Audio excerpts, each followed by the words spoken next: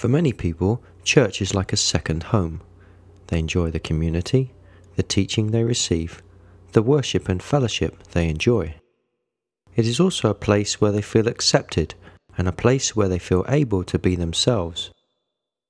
How does church make you feel? Do you have feelings of excitement, joy, and acceptance when you think of going to church, or do you feel something else? Church communities are like families, and as such they should be places where we are free to be our authentic selves. Yet for some people, maybe even you, it is sadly far from this experience. For some people, church is a place where they do not feel accepted for who they really are. It is a place where they have to conform rather than be their true self.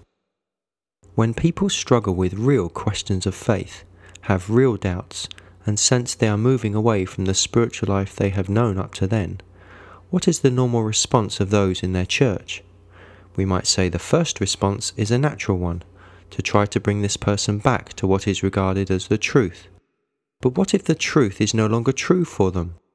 What if the faith they had known up to then is no longer working for them or a viable option? What then? Church history reveals that very often those who disagree with what is considered to be the truth and express doubts about established beliefs and practices are often cast aside, branded as backsliders, unbelievers, and rejected as heretics. They are removed from places of leadership and denied opportunities to express their views in a public place. Without realizing it, churches often reinforce the expectation for people to conform rather than guiding members into personal, real, and authentic expressions of faith. Yet lest we forget that church history has its roots in the life of a heretic, Jesus Christ. Time and again, Jesus stood up to the religious leaders of his day, expressed doubts about the truth, vitality, and viability of their religion, and worked to move people into real, authentic, humane, and living expressions of faith in God. Although raised a Jew, he was not ashamed to admit that something wasn't working in the Jewish faith as he knew it. In seeking to be Christ-like, church-goers should not be discouraged, afraid, or even ashamed to question their faith.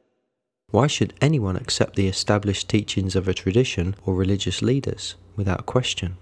Examine them, reflect on them, and reject those things which are no longer working for you. Is there anything wrong in seeking a real and living relationship with God, even if it costs us the very life we have known up to now? Those who continually doubt and question matters of faith are often seen as a threat to the community of believers. But what if, following the example of Christ, such people were instead to be valued as the means by which a dead and dying faith is replaced with a living one?